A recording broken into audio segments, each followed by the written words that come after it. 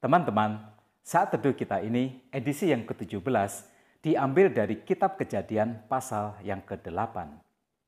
Pernahkah kita merasa Tuhan sepertinya melupakan kita? Nuh mungkin merasa seperti itu. Setelah masuk ke dalam bahtera, hujan lebat mengguyur bumi selama 40 hari 40 malam.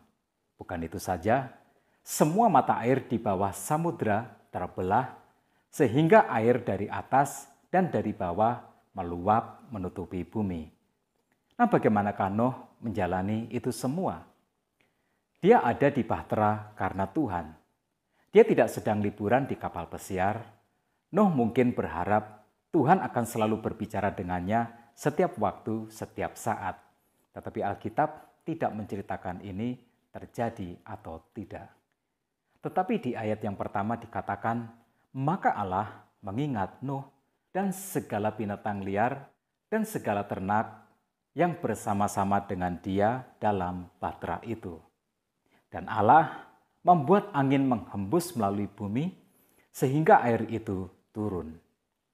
Tuhan mengingat Nuh, jadi Tuhan akhirnya membuat air menjadi surut. Ungkapan ini menunjuk kepada arti bahwa Tuhan mengambil tindakan untuk memenuhi janji-janjinya. Sehingga di ayat yang kedua sampai dengan 22 diceritakan bagaimana Allah mengeringkan bumi setahap demi setahap. Mula-mula Allah membuat angin menghembus melalui bumi sehingga air mulai surut. Allah juga menutup mata-mata air samudra raya, menutup tingkap-tingkap langit supaya hujan berhenti total. Bumi akhirnya menjadi kering. Dalam ayat yang ke-13 sampai dengan 14 dikatakan, dalam tahun ke-601, dalam bulan pertama, pada tanggal 1 bulan itu, sudahlah kering air itu dari atas bumi. Kemudian Nuh membuka tutup bahtera itu dan melihat-lihat, ternyatalah muka bumi sudah mulai kering. Dan dalam bulan kedua, pada hari yang ke-27 bulan itu, bumi telah kering. Ya, Tuhan memenuhi janjinya. Nuh selamat, Nuh dan juga keluarganya, begitu juga dengan hewan-hewan yang ada di dalam bahtera itu. Tuhan tidak akan pernah lupa dengan apa yang sudah dijanjikannya. Dalam ayat yang ke-15 sampai dengan 17 diceritakan Nuh dan keluarganya dan semua hewan yang ada di dalam kapal itu keluar, lalu mereka memulai kehidupan baru di bumi yang baru. Puji Tuhan. Dan di dalam ayat yang ke-20 sampai dengan 22 diceritakan, Nuh mempersembahkan kurban syukur, maka Tuhan berjanji bahwa dia tidak akan lagi menimpakan hukuman sehebat apa yang baru saja dilalui oleh Nuh, apapun dosa yang dilakukan oleh manusia. Apa yang kita bisa belajar dari peristiwa ini? Yang pertama, percaya. Percayalah dengan sepenuh hati kepada Tuhan. Peringatan untuk menenggelamkan bumi dipercayai Nuh dengan sepenuh hati. Tidak ada tanda-tanda alam bahwa akan terjadi bencana yang hebat ketika Tuhan menyampaikan keputusannya ini kepada Nuh. Tetapi Nuh percaya. 120 tahun setelah Nuh mendengarkan hal ini, barulah semuanya itu terjadi. Tetapi dari awal Nuh sudah percaya. Sehingga dia sudah siap dengan bahtera, itu sebabnya Nuh selamat, Nuh dan keluarganya.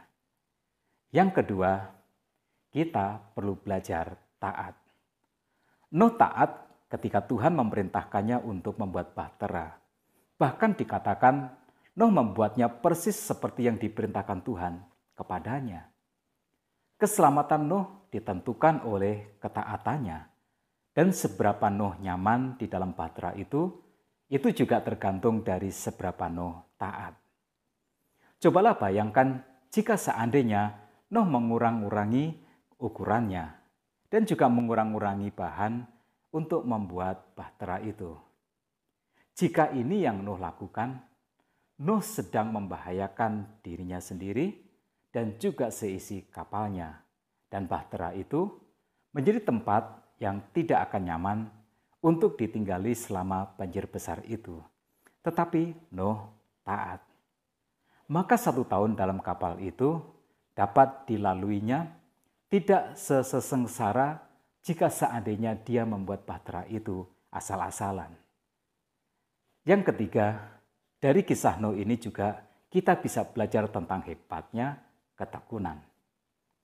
Untuk membangun bahtera itu, Nuh membutuhkan waktu 120 tahun.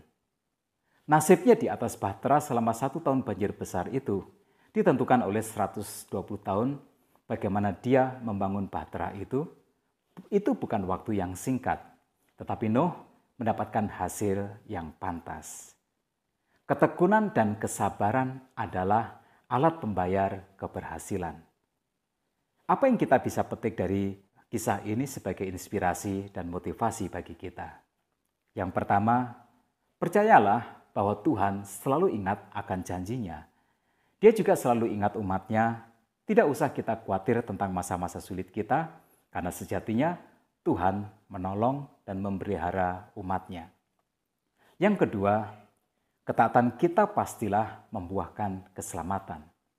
Keselamatan Nuh dari air bah tergantung dari ketaatannya, dan kenyamanannya di dalam bahtera itu juga tergantung dari seberapa besar dia taat. Ketika dengan taat, Nuh membuat bahtera itu persis seperti yang diperintahkan Tuhan kepadanya, Nuh menikmati hasilnya. Begitu juga dengan kita. Ketaatan kita menentukan keselamatan kita melewati masa-masa sulit kita. Dan kenyamanan kita ditentukan seberapa besar kita taat kepada Tuhan. Ketaatan akan selalu dibayar dengan pantas melalui hasil yang memuaskan. Yang ketiga, dalam hidup ini, ketekunan dan kesabaran adalah alat pembayar yang sah keberhasilan.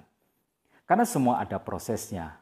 Nuh membutuhkan 120 tahun untuk memiliki kapal yang hebat dan 1 tahun untuk menunggu bumi menjadi kering kembali. Jadi begini, jika kita harus menunggu, ingatlah bahwa Tuhan tidak membutuhkan waktu untuk bisa menolong kita. Tetapi kitalah yang membutuhkan waktu untuk bisa menerima pertolongan dan keselamatan dari Tuhan. Jadi ketekunan dan kesabaran adalah alat pembayar yang sah untuk keselamatan dan keberhasilan kita. Yang keempat, ingat ini selalu, ucapkanlah syukur kepada Tuhan. Kita yang sudah percaya Tuhan Yesus harus mengucap syukur atas keselamatan yang kita terima dari Tuhan Yesus, sama seperti Nuh. Nuh membangun mezbah supaya dapat menyampaikan korban syukur kepada Tuhan.